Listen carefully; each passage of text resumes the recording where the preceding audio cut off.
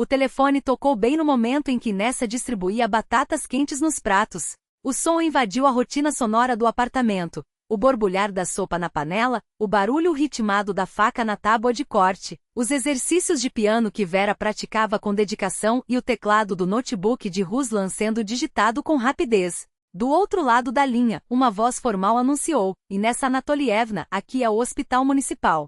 Sua sogra, Raíssa Pavlovna, sofreu uma queda no quarto. Os médicos estão avaliando agora. As mãos de Nessa tremeram ao segurar o aparelho com mais força. A concha escorregou de seus dedos, espirrando gotas do molho sobre a toalha de mesa impecavelmente branca. Como ela está? É grave? A linha chiava levemente. A enfermeira respondia com um tom cansado, porém tranquilo. Ainda não temos um diagnóstico preciso. Parece que foi apenas um tropeço. Seu marido já está a caminho. E Nessa devolveu o telefone à mesa com lentidão. Vi não havia avisado nada, simplesmente deixou o trabalho e partiu, como sempre fazia quando o assunto era a mãe. O relógio da cozinha marcava 6h30. Quinta-feira, o dia reservado para os jantares em família dos Belov. Uma tradição mantida há 15 anos sem falhas. E se da próxima vez for algo mais sério? A ideia surgiu nítida em sua mente, como uma mensagem escrita no vidro embaçado. E se estamos perdendo tempo com brigas por bobagens? Quando foi a última vez em que estiveram todos juntos sem tensões, sem ressentimentos? Mãe, você não está bem? Vera interrompeu os dedos que simulavam teclas sobre a mesa da cozinha. Seu olho está tremendo. E Nessa tocou distraidamente a pálpebra, como se só então percebesse o espasmo. Com a vovó está tudo bem, ela só escorregou. Seu pai foi verificar. A garota voltou a se concentrar nos exercícios, mas os dedos agora tropeçavam nas notas. A testa franzia enquanto tentava memorizar um trecho complexo de Chopin. Em uma semana seria o concurso municipal sua primeira grande oportunidade. Precisávamos de silêncio em casa, não de... E Nessa cortou o pensamento antes que ele se completasse. No canto mais afastado da mesa, Ruslan estava imerso na tela do notebook. Os cabelos escuros caíam sobre os óculos que ele ajustava a cada instante. E Nessa sabia que o filho estava abalado. Naquela mesma manhã, seu orientador havia criticado duramente o projeto de conclusão de curso, embora faltassem meses para a defesa final. Ou você refaz tudo do zero, ou terá que repetir o semestre, repetira Ruslan, com a voz embargada quando passou em casa para almoçar. Os olhos brilhavam com lágrimas de frustração que ele, já um homem de 20 anos, tentava esconder com vergonha. Sobre o parapeito da janela, Barsik miou em tom ansioso. O gato malhado cinza passeava de um lado para outro, ignorando a tigela com sua comida favorita. Os animais sempre pressentem atenção antes dos humanos. E Nessa olhou para a foto da família dentro da moldura de madeira. Pela manhã, notaram uma rachadura no canto e pensaram em consertá-la, mas o preparo do jantar a absorveu por completo. Na imagem, estavam todos reunidos na casa de campo à beira do lago no verão passado.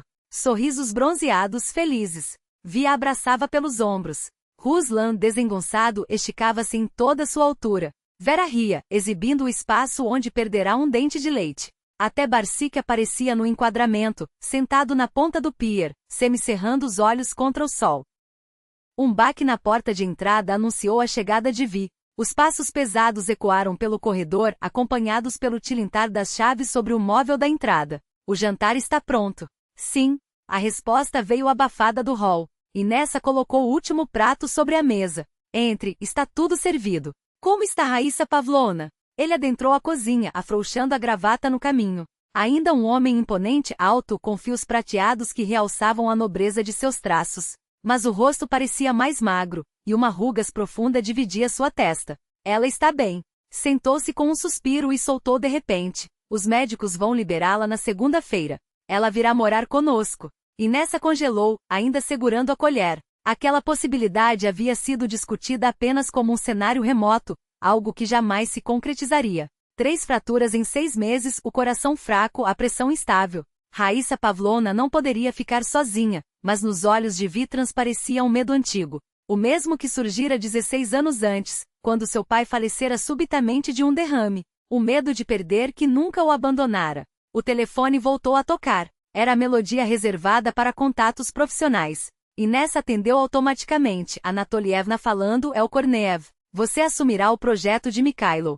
A voz do chefe soava imperativa, sem espaço para objeções. Sei que é desafiador, mas se conseguir, a promoção é sua. Já estava na hora, você sabe disso. Preciso de uma resposta até segunda. Os dedos de Inessa formigaram. O projeto de Mikhailo significava viagens constantes, jornadas de 6 dias, ligações noturnas, e a promoção pela qual ela lutava havia 2 anos. Entendido, Gennady Sergeyevich, vou pensar no assunto. Desligou e encontrou o olhar do marido. Um silêncio denso pairou sobre a cozinha, aquele tipo de quietude que antecede uma tempestade. Vera movia os lábios sem emitir som, ensaiando palavras que não conseguia pronunciar. Ruslan retirou os óculos e esfregou a ponte do nariz, sinal claro de que uma enxaqueca se aproximava. Onde vou praticar música? Vera finalmente explodiu beliscando a borda da toalha. Tem um concurso. Preciso de pelo menos 3 horas diárias de piano. Eu tenho que me dedicar à monografia. Ruslan falava baixo, mas com firmeza. Você sabe o quanto isso é importante. Se eu reprovar, perderei um ano inteiro e a bolsa. Inessa notou como os maxilares de Vi se contraíram. Ele estava prestes a responder, mas ela se adiantou. Sua mãe é alérgica a pelos de gato. O que faremos com Barsik? Como se respondendo ao chamado, o felino miou em tom de alerta e pulou do parapeito. Vi empurrou o prato com força, derramando a sopa. É minha mãe. Sua voz falhou, quase um grito. Será que para vocês um gato e a comodidade valem mais do que ela? Vera estremeceu e começou a roer as unhas, um hábito que haviam tentado eliminar por 1 ano. Ruslan curvou os ombros, fixando o olhar vazio na tela apagada. Inessa levantou-se devagar. A pálpebra esquerda pulsava em espasmos traidores. Não se trata de comodidade, Vi. O problema é você tomar decisões que afetam a todos sem nos consultar. Vera estendeu a mão para Barsik, que se escondeu debaixo da mesa. O cotovelo da garota esbarrou na pilha de pratos. O estrondo da louça quebrando cortou o ar como lâminas. Cacos se espalharam pelo chão da cozinha, como fragmentos de uma felicidade que se desmanchava. Vera soltou um choro convulsivo, cobrindo o rosto. Isso é um mau presságio. Mamãe e papai vão se separar. Inessa correu para abraçá-la, mas a filha a afastou e saiu correndo. Ruslan fechou o notebook com um golpe seco e seguiu a irmã em silêncio. Barsik escapuliu debaixo da mesa e desapareceu no corredor. Restaram apenas Vi e Inessa, cercados pelos estilhaços do prato quebrado e pela comida intocada. Lá fora a chuva começou a cair. Gotas grossas batiam no beiral como um aviso de tempestades por vir. Na cozinha, só se ouvia o tic-tac do relógio de parede, marcando o tempo até a segunda-feira, quando tudo mudaria para sempre. Os ponteiros ultrapassaram a meia-noite. Vi dormia de costas, virado para a parede. Sua respiração era profunda e regular, como a de alguém que tomara uma decisão e se livrara do peso das dúvidas. Inessa permanecia na beirada da cama, receosa de se mover. Houve uma época em que aquele leito lhes parecia pequeno demais para 2, e eles riam, apertados um contra o outro. Agora, uma fronteira invisível os separava, fria e intransponível como um muro. Os números do celular indicavam 2 horas e 43. Ao passar a mão pelo travesseiro, Inessa sentiu algo macio. Na luz azulada da tela, identificou um fio de cabelo castanho com uma ponta branca. Começou a juntá-los. 1, 2, 3. No 10º perdeu a conta. Quantos seriam? 15? 20? Desde quando aquilo acontecia? 1 semana? 1 mês? Ela não havia percebido. Ou talvez não quisesse perceber. Como, a cada dia, seus cabelos espessos, outrora motivo de orgulho e admiração de Vitali, rareavam sem que ela percebesse. Estou enlouquecendo, pensou Inessa, tapando a boca com a mão para abafar um soluço. As lágrimas não aliviavam, só faziam sua cabeça latejar e as pálpebras tremerem com mais força. Fechou os olhos, mas o sono não vinha. Em seu lugar surgiram memórias, tão vivas que parecia ter sido ontem, não 14 anos antes. Outubro de 2010 foi úmido e cinzento. Inessa estava diante de uma mesa de metal, no porão gelado do necrotério, sem sentir nada além do frio que lhe penetrava os ossos. O patologista afastou o lençol com gestos profissionais, revelando o rosto de Mikhail. Parecia esculpido em cera sem vida. E mesmo assim era ele, seu Misha, pai do filho que ainda não nascerá. O gelo na Novorskaya fez o carro derrapar, explicou o plantonista como se fosse algo corriqueiro. Você confirma? Ela assentiu, incapaz de pronunciar uma palavra. Um zumbido enchia seus ouvidos, enquanto uma única ideia martelava em sua mente: não quero ficar sozinha. Nunca mais ficarei sozinha. Sem perceber, acariciava a barriga, onde crescia seu filho. Ele ainda não sabia que nasceria órfão, que jamais ouviria a voz do pai, que o chamariam de Ruslan, e não de Misha Júnior, como planejavam. Junho de 2012 foi abrasador. O carrinho de bebê ficou preso numa fenda do asfalto do Parque Sokolniki. A roda travou. Ruslan, com 3 anos, acordou e começou a choramingar. E nessa, em pânico, tentava soltar a roda quando uma figura alta apareceu ao seu lado. Permita que eu ajude. Também já tive um dessa idade. O estranho sorriu, apontando para o menino adormecido. Seus olhos cinzentos e perspicazes não demonstravam piedade, apenas compreensão. Com alguns movimentos firmes, libertou o carrinho e até lubrificou o eixo com um spray que tirou do bolso. Vitali estendeu a mão calosa e forte. E nessa ela respondeu, sorrindo pela primeira vez em meses.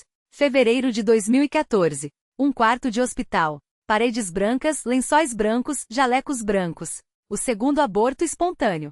E nessa fitava o teto com olhares vazios, enquanto Vitali segurava sua mão, um toque que mal sentia. Raíssa Pavlovna entrou com um buquê de tulipas, arrumou-as num vaso, ajustou o cobertor na cama. Tudo no seu lugar, como convinha a uma ex-professora. Talvez seja um sinal, disse, sem olhar para Inessa. Não force a natureza. O Vitalika já tem um enteado. Isso basta. Inessa fechou os olhos, fingindo não ouvir. 1 ano depois nasceu Vera, seu pequeno milagre, a negação de todas as dúvidas e medos.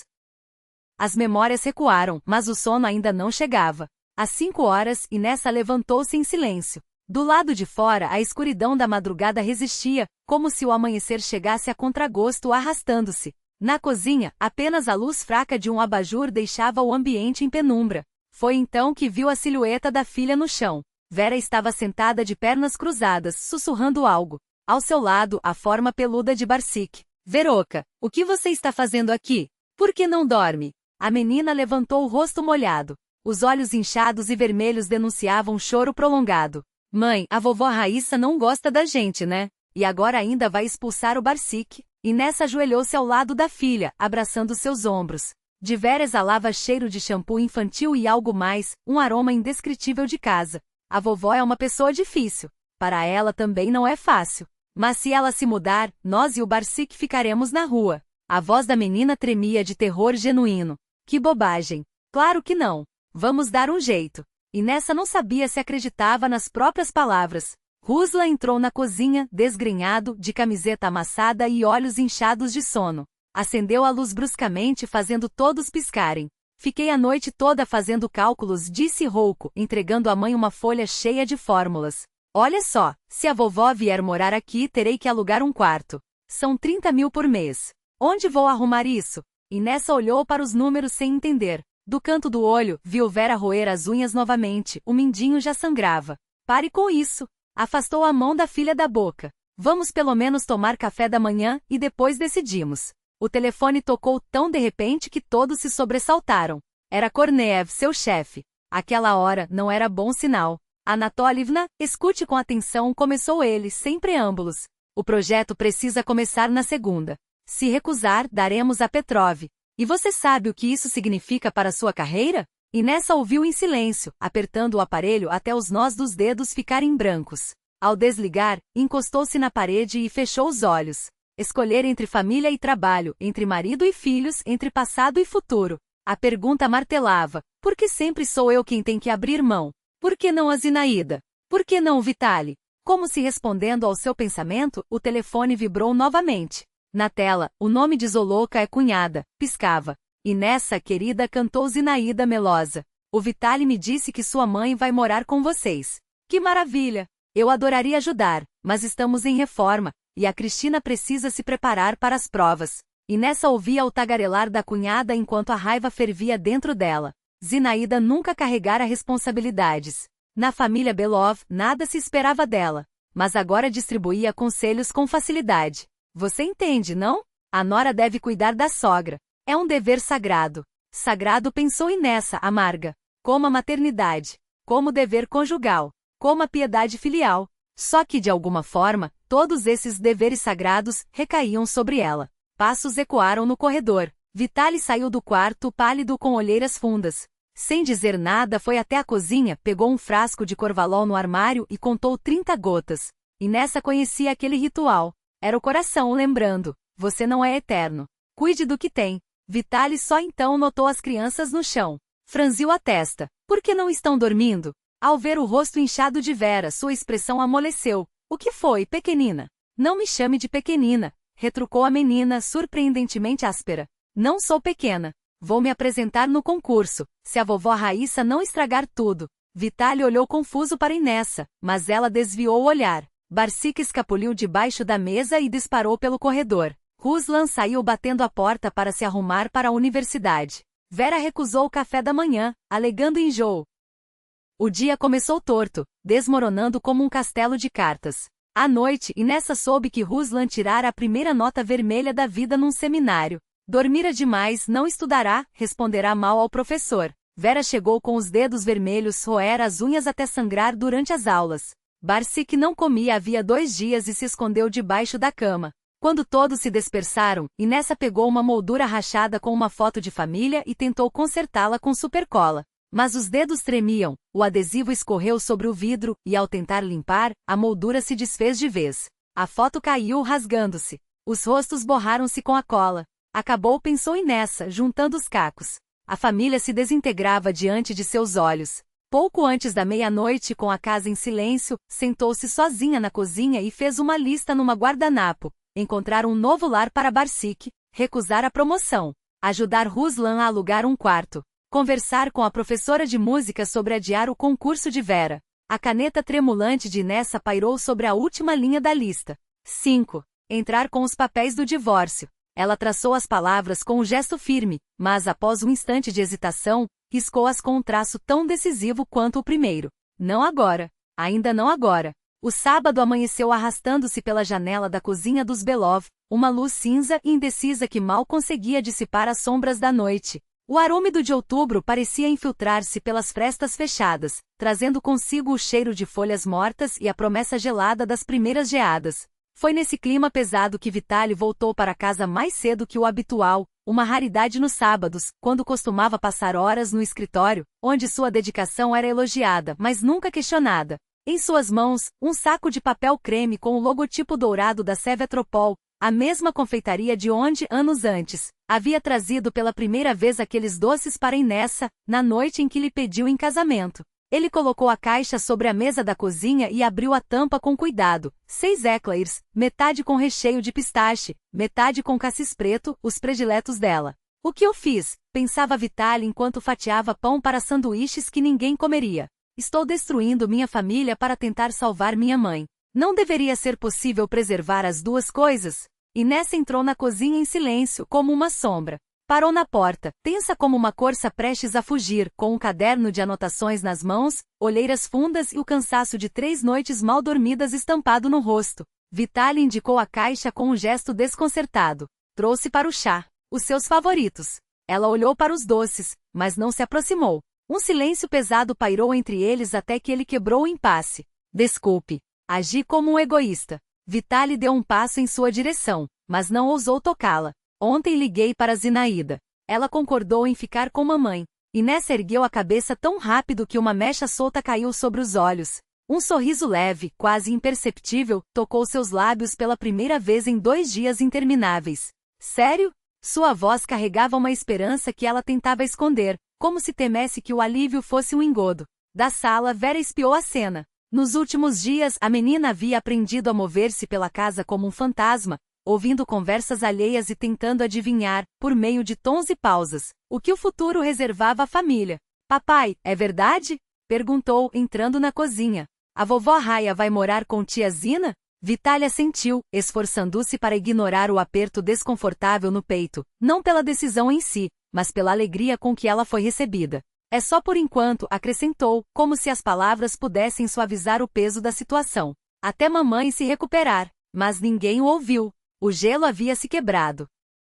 Vera correu para o piano, o velho Krasny Oktyabr comprado de ocasião de uma vizinha, e seus dedos deslizaram pelas teclas. As notas de Chopin fluíram puras e vibrantes, carregadas de uma profundidade que só a alegria genuína consegue dar. Debaixo do sofá, Barsic emergiu com cautela, espreguiçou-se, bocejou e, para surpresa de todos, dirigiu-se à sua tigela de comida. Inessa tirou as xícaras do armário, o conjunto de porcelana que guardava para ocasiões especiais. Aquele era um dia especial, o dia em que o mundo voltava aos eixos. O toque estridente do telefone rompeu a harmonia como um acorde dissonante. Vitali olhou para a tela e franziu a testa. Zinaída. Alô? Seu rosto mudou em questão de segundos, primeiro confuso, depois perdido, até se fechar em uma máscara de fúria gelada. Vitenka tem um problema. A voz da irmã era audível mesmo sem viva voz. Os vizinhos de cima inundaram meu apartamento. Tudo alagado. O reparo vai levar um mês. E nessa congelou, ainda segurando uma xícara. Vera interrompeu a música no meio de um compasso. Do corredor, Ruslan apareceu, atraído pelo silêncio repentino. O que aconteceu? Perguntou, alternando o olhar entre os pais. A tia Zina foi inundada, respondeu Vitali, a voz rouca enquanto ainda apertava o telefone. Ela não poderá ficar com mamãe. Ruslan estreitou os olhos e naquele instante se parecia mais do que nunca com a mãe. O mesmo olhar direto, a mesma rugosidade entre as sobrancelhas. Vamos até lá, propôs. Ajudo a limpar o estrago. Posso ir agora. Ótima ideia, apoiou Inessa e seus olhos ganharam um brilho cortante. Pegamos panos, baldes? Não. A voz de Zinaída na linha subiu quase a um grito. Não precisa. Já limpei tudo. A seguradora está cuidando. Mas você acabou de dizer que começou Vitali. Quis dizer que o reparo vai demorar, interrompeu a irmã, apressada. Umidade, mofo. Não é bom para a mamãe. Enfim, como combinamos, vocês a pegam na segunda. A ligação terminou. Um silêncio denso tomou conta da cozinha. Ela está mentindo, murmurou Ruslan. Não houve nenhuma inundação, concluiu Inessa. Ela colocou a xícara de volta no armário e fechou a caixa dos doces intocados. Seu tom era calmo, mas havia aço em cada sílaba. Vitali. Ele a olhou como se a visse pela primeira vez, os fios grisalhos que haviam surgido nos últimos dias, a postura ereta apesar do cansaço. A mulher que havia enterrado o marido, criado 2 filhos sozinha e nunca se deixará bater. Se você não encontrar outra solução até segunda-feira, entrarei com o divórcio. Não posso mais viver em uma família onde minha opinião não tem valor. Em 12 anos de casamento Inessa nunca havia dado ultimatos, nunca havia ameaçado. Vitália encarou o atordoado, enquanto Vera irrompia em lágrimas, enterrando o rosto na partitura. Mamãe, a culpa é minha e do Barsik, soluçou. Por nossa causa vocês estão brigando. Inessa a puxou para si, abraçando-a com força, como se pudesse protegê-la de todo o caos do mundo. Não, meu sol. Ninguém tem culpa. Às vezes os adultos só não conseguem se entender. Mas ela mesma sabia, a família estava à beira do abismo. Mais um passo em falso e tudo desabaria. Ruslan permanecia na porta mais curvado que o habitual. Vitali percebeu de repente que o menino havia crescido, não apenas em altura, mas em presença, enquanto ele não notava. E quando o filho o chamou pela primeira vez em anos, não de papai, mas de Vitali Borisovich, a palavra ecoou como uma faca. Vou me mudar. Alugo um quarto, arrumo um trabalho. Só não destruam a família. Vitali abriu a boca para responder, mas o telefone vibrou novamente. Dessa vez era a enfermeira do plantão. Seu mãe caiu no corredor hoje. Nada grave, mas está muito abalada. Pediu para transmitir que se está causando discórdia na família, prefere ir para um asilo. Vitali fechou os olhos como se levasse um soco. Raíssa Pavlovna nunca pedia ajuda diretamente, sempre por meio de insinuações, de culpas indiretas. Mas ele sabia, para ela, um asilo era pior que a morte. Aquela ameaça velada era um grito de desespero. Diga a ela que vamos buscá-la em breve, respondeu, e deixou-se cair na cadeira, sentindo as pernas fraquejarem. Inessa o observava e através da raiva, da exaustão e da decepção, brotava uma ponta de compaixão. Conhecia Vitali demais para não reconhecer sua agonia. O tempo está se esgotando, disse ela secamente. Na segunda, sua mãe recebe alta e eu tenho um prazo no trabalho. Na quarta, o concurso de Vera. Na quinta, a defesa da monografia de Ruslan. E na sexta, se Raíssa Pavlovna não tiver para onde ir, será transferida para o asilo. Vitali endireitou as costas. Algo nele havia mudado, uma centelha de determinação, talvez, ou apenas o instinto de um engenheiro acostumado a resolver problemas. Temos 2 dias para encontrar uma solução, declarou. Proponham ideias. E assim se reuniram em torno da mesa como um conselho de guerra. Ruslan com o notebook, Vera com um caderno e lápis de cor para anotar sugestões em desenhos, e Inessa com a calculadora. Os planos começaram a surgir, um após o outro. Contratar uma cuidadora profissional, sugeriu Ruslan, já fazendo contas. 70.000 rublos por mês, quase metade do nosso orçamento. Ao ouvir a palavra asilo, Vitali balançou a cabeça com firmeza, rejeitando a ideia categoricamente. Colocação temporária em casa, propôs alguém, mas todos trocaram olhares, sabendo que o temporário poderia se estender indefinidamente. As opções eram discutidas, os caminhos analisados, quando um som agudo e estridente cortou o ar. A corda de um piano se rompeu com um estalo seco. Vera, que tentava tocar, congelou com os dedos sobre as teclas. O instrumento, tão resistente por décadas, não suportara a tensão dos últimos dias. O som ecoou como um tiro, e a menina se encolheu em lágrimas junto ao banco. Até a música não quer mais ficar comigo, pensou, enquanto algo se partia não só nas entranhas do piano, mas também no clima da casa. Olharam uns para os outros, e em cada rosto espelhava-se o mesmo desespero. Foi então que Vitaly inesperadamente quebrou o silêncio. Amanhã vamos visitar a mamãe. Contaremos a verdade sobre nossa situação. Talvez juntos encontremos uma saída. E nessa assentiu. Não era uma solução, mas era um passo. Um passo necessário. Naquela noite, quando todos se recolheram aos quartos, ela abriu o armário e retirou uma pequena mala. Começou a guardar o essencial, roupas íntimas, documentos, escova de dentes. Não por chantagem, não por ameaça, mas porque às vezes é preciso estar preparada para qualquer coisa. O amanhã poderia trazer respostas ou mais perguntas. O hospital Sklifosovsky os recebeu com seu cheiro característico de desinfetante e o silêncio opressivo de uma manhã de domingo. Caminhavam pelo longo corredor, Vitaly à frente com passos apressados, atrás e nessa segurando a mão de Vera, que parecia ter encolhido de medo. Ruslan fechava a fila, mais curvado que o habitual, como se carregasse um peso invisível. Cada um mergulhado em seus pensamentos, ninguém notou o olhar trocado entre a enfermeira de plantão e a auxiliar quando os viram se aproximar. Vocês estão aqui pela Raíssa Pavlovna Belova? Chamou a enfermeira justamente quando já passavam pelo posto. Vitaly virou-se, assentiu com a cabeça. Ela foi transferida para a UTI. Teve uma crise hipertensiva durante a noite.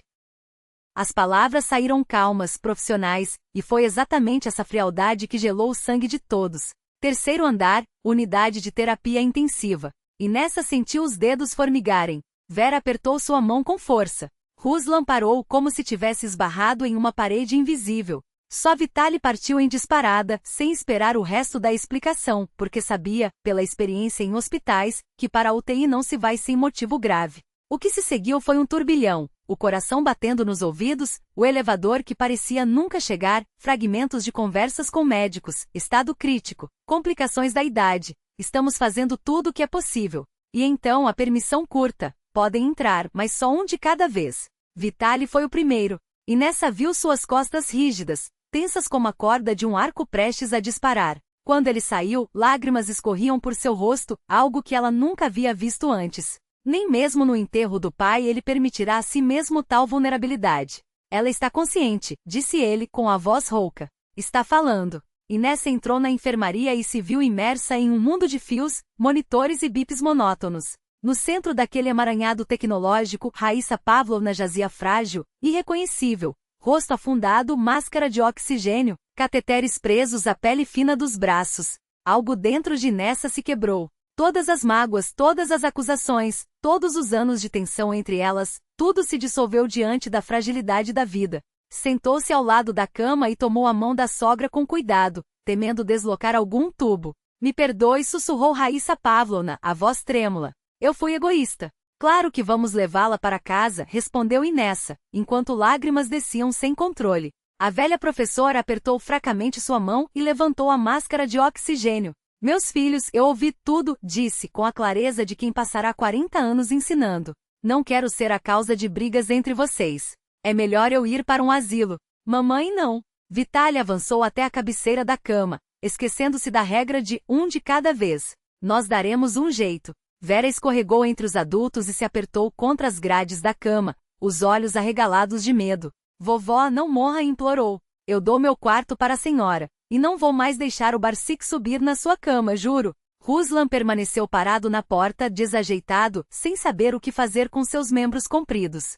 Sempre se sentirá fora de lugar em hospitais, mas agora ficar de lado seria uma traição. Vitaly ajoelhou-se ao lado da cama, os ombros tremendo.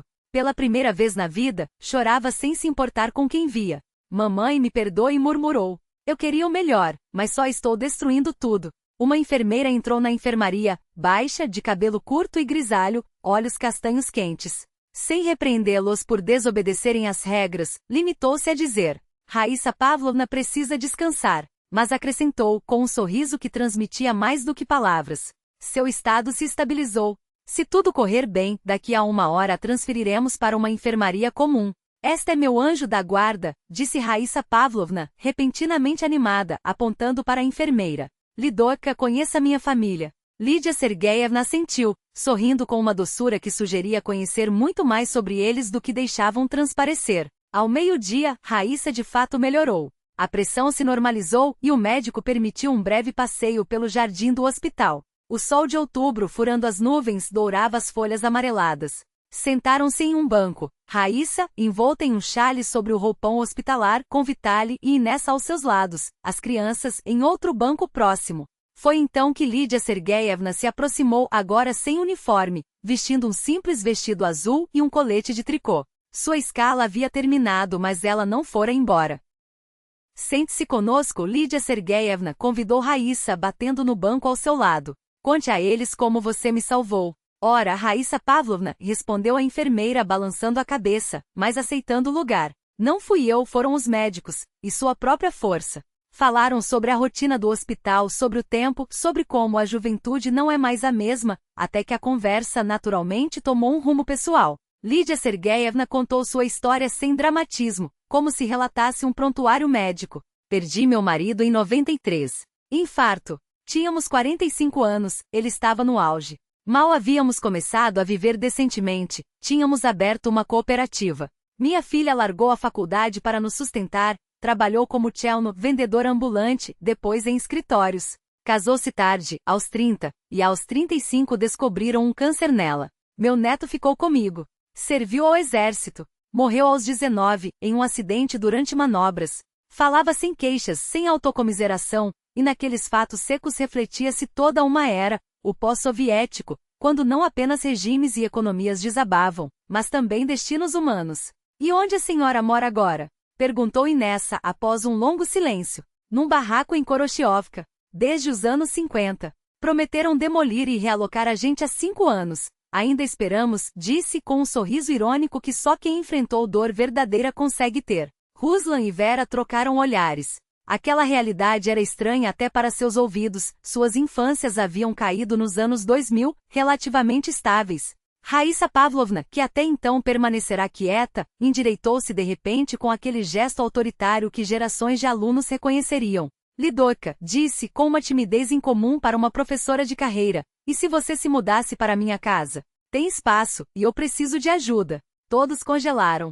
Vitali olhava para a mãe com uma expressão que misturava surpresa, alívio e algo mais. Algo que parecia esperança. Lídia Sergueyevna balançou a cabeça com suavidade, como se o próprio gesto pudesse amortecer o impacto daquelas palavras. Sua voz, sempre serena, agora carregava um tom de firmeza que surpreendeu até ela mesma.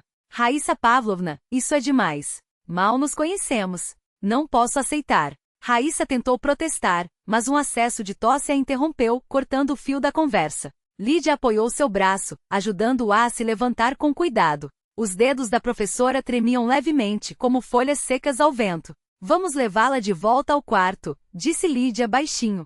O sol já se põe, e o ar está ficando gelado. Enquanto caminhavam pelo pátio do hospital, os passos arrastados de Raíssa ecoavam no silêncio crepuscular. Foi só quando estavam quase na entrada do prédio que Lídia retomou o assunto, como se a pausa tivesse lhe dado coragem para expor o que realmente pensava. Eu só tenho formação de enfermeira, Raíssa Pavlovna. Você é professora, precisa de sossego, não de uma velha tagarela para atrapalhar. A resposta veio inesperada, quase explosiva. Justamente por isso. Raíssa exclamou com uma energia que contrastava com sua fragilidade física. Preciso de conversa, de companhia, não de solidão. Lídia parou surpresa. Os olhos da outra mulher brilhavam com uma intensidade que não condizia com seu estado de saúde. Pense no assunto, Lidoka. Só pense. O caminho de volta foi feito em silêncio. Dentro do carro, cada um mergulhou em seus próprios pensamentos, enquanto a cidade desfilava lá fora, iluminada pelos faróis que cortavam a escuridão. No banco de trás, Vera adormecera, a cabeça apoiada no colo da mãe. Inessa acariciava distraidamente os cabelos da filha, enquanto calculava mentalmente como explicaria a Corneiel que não poderia assumir o projeto. Tudo perdido, martelava uma voz sombria na cabeça de Vitali, enquanto ele guiava pela congestionada avenida noturna. Foi só quando as crianças já dormiam que Inessa quebrou o silêncio do quarto escuro. Vitali, vou retirar o pedido de divórcio. Ele virou-se para ela. Duas silhuetas na penumbra, dois seres que outrora haviam prometido estar juntos na alegria e na dor. Não, sua voz soou rouca, mas firme. Se nosso amor não suportar esta prova, então que amor é esse? Seus dedos encontraram os dela pela primeira vez em dias, levando-os aos lábios como faziam no início, quando tudo entre eles era novo e cheio de promessas. Quase meia-noite, o telefone tocou. Vitali estremeceu, atendeu com urgência. Chamadas àquela hora nunca traziam boas notícias. Sinoc, a voz de Raíssa soava mais animada do que de manhã. Pensei a noite toda.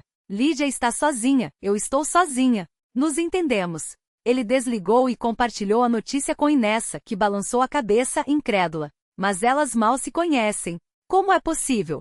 Minha mãe tem 73 anos, respondeu Vitali baixo. Quando você passa dos 70, entende o valor do tempo melhor do que aos 30 ou 40. Algo macio roçou seus pés.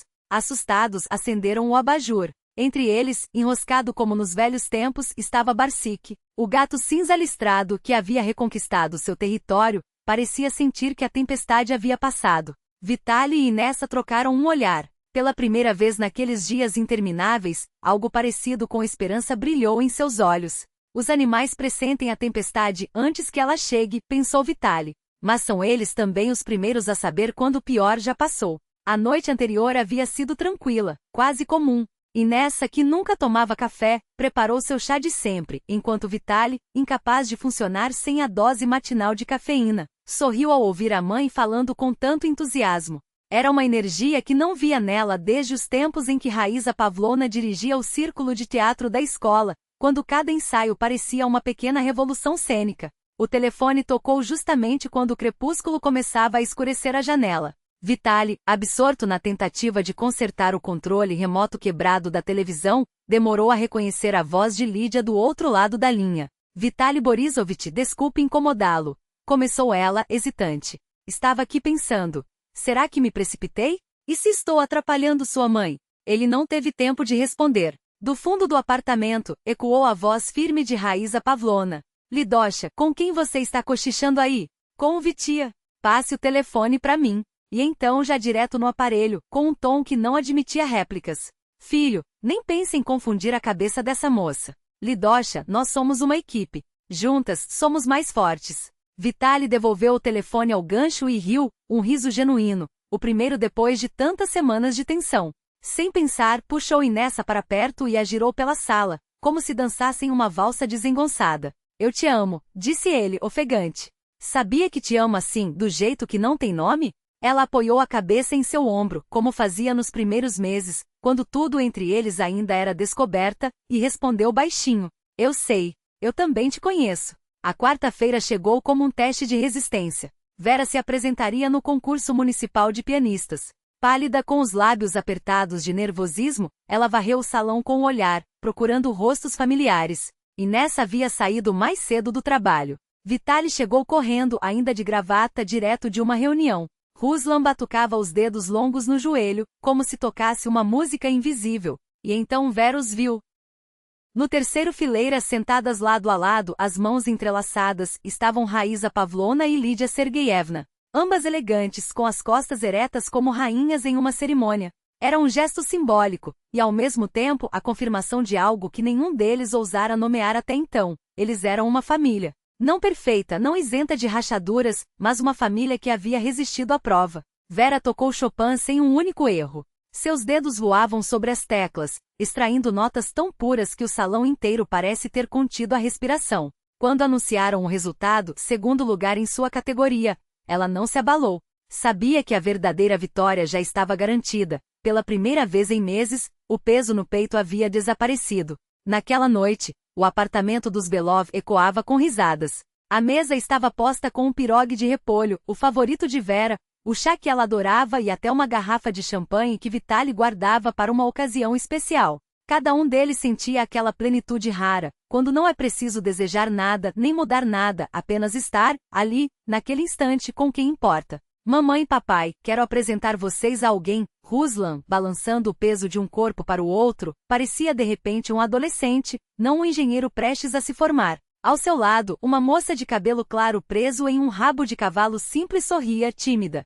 Sem maquiagem, apenas sardas no nariz arrebitado e olhos cinzentos, claros como o céu de inverno. Olá! Sua voz, inesperadamente grave e aveludada, encheu a sala. Ruslan falou tanto de vocês, acrescentou, enquanto Inessa foi a primeira a se aproximar, abraçando-a sem cerimônia. Vitaly apertou sua mão com mais força do que o habitual, e Ruslan entendeu. Era um sinal de aprovação. Mas o verdadeiro aval viria de Raíza Pavlovna. A velha professora examinou Aliona como se lesse um livro aberto, os olhos perscrutadores demorando-se em cada detalhe. Em que faculdade você estuda, minha querida? Defectologia, respondeu Aliona, simples. Vou trabalhar com crianças especiais. Certo, anuiu Raíza, satisfeita. O trabalho mais importante é curar almas infantis. Nos olhos da avó, Ruslan viu algo que jamais esperava ver, uma aceitação sincera, sem sombra de ciúme ou reserva. Ela reconhecia em Aliona uma irmã de profissão, alguém que doava em vez de apenas tomar. O último acorde daquele semana extraordinária foi a visita de Zinaída. A irmã de Vitaly apareceu sem aviso, com uma caixa de bombons e um ar culpado. Desculpe, Vitaly murmurou, olhando para o chão enquanto torcia a ponta do chale. Me comportei como uma egoísta. Ninguém esperava um pedido de desculpas de Zinaída, sempre certa de suas razões, sempre incapaz de admitir erros. Vitaly, atordoado, ofereceu-lhe chá. À mesa, aquecendo as mãos na xícara, ela começou a falar, como se as palavras escapassem sem controle. Comigo também não está fácil. A Kristinka quer morar com o pai. Diz que lá tem mais oportunidades. Ele arranjou um estágio para ela na Alemanha. E eu, quando penso em ficar sozinha? Sua voz tremulou. É por isso que descontava em todo mundo. E nessa observava e pela primeira vez não via uma rival, mas apenas uma mulher com medo do mesmo vazio que todas temiam. Como todos nós, disse tocando levemente o braço de Zinaída. Não se preocupe. A gente se vira. Foi quando Barsik entrou na cozinha arrastando-se com elegância felina. Ao ver a estranha, arqueou as costas, mas não fugiu. Depois, como se tomasse uma decisão, pulou no colo de Zinaída. Olha só, ela riu surpresa, acariciando as listras cinzentas. Eu sempre tive alergia a gatos.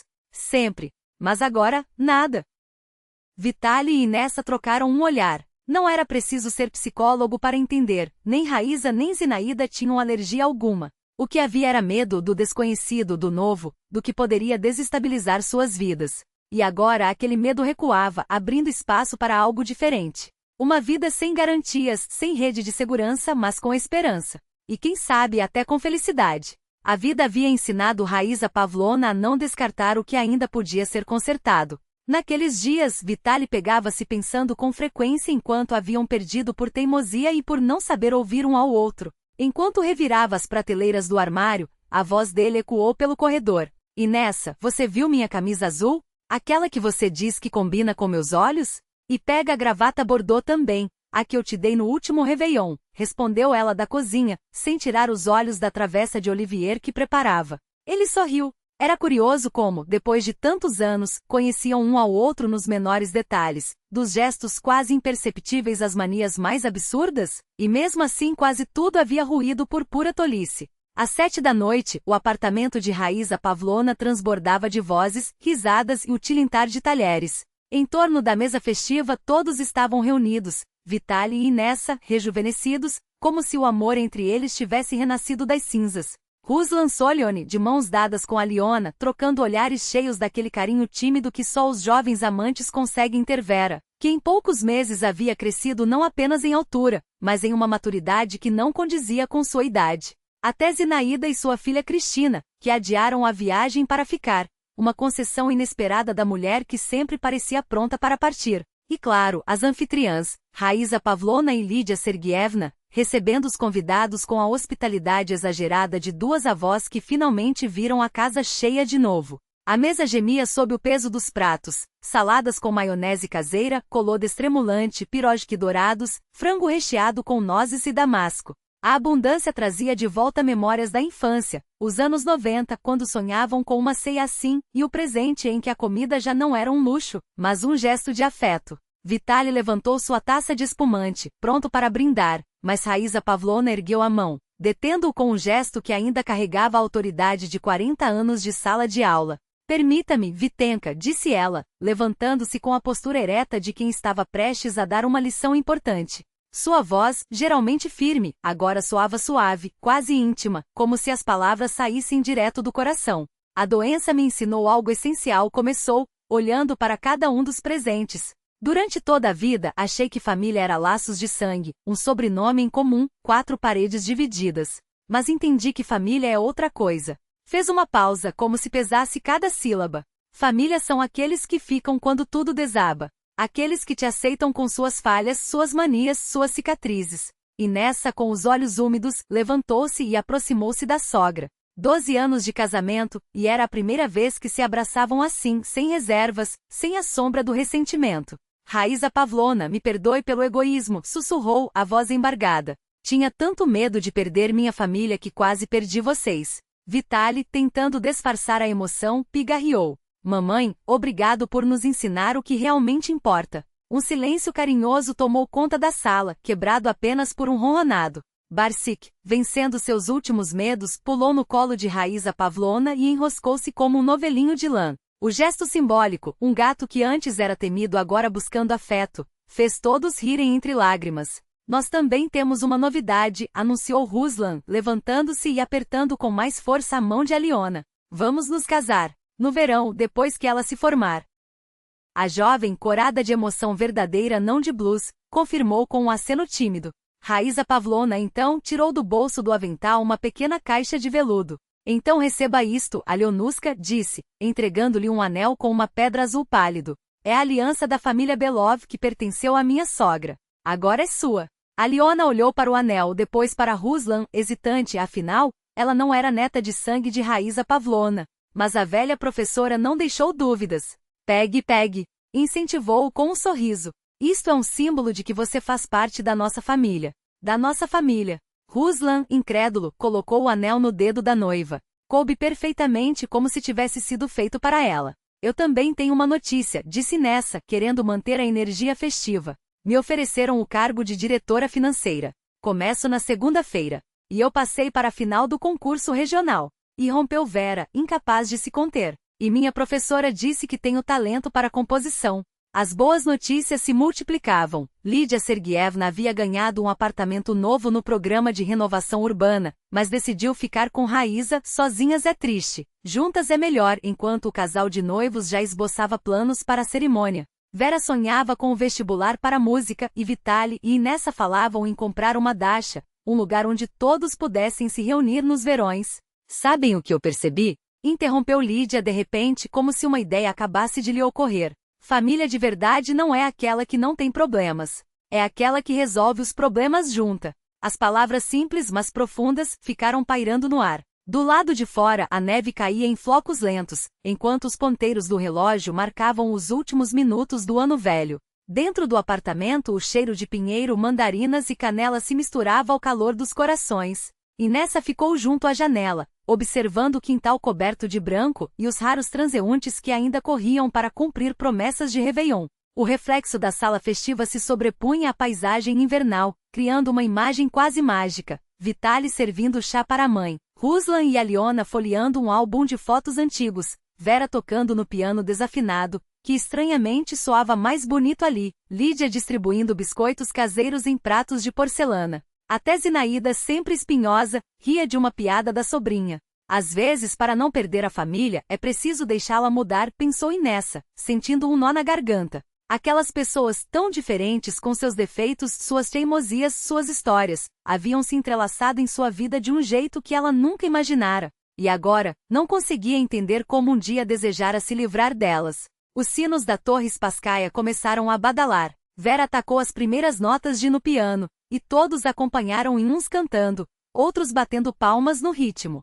Se alguém olhasse da rua para a janela do quarto andar naquele momento, veria apenas uma cena de felicidade doméstica, a árvore de Natal piscando, a mesa farta, pessoas se abraçando ao primeiro badalar da meia-noite.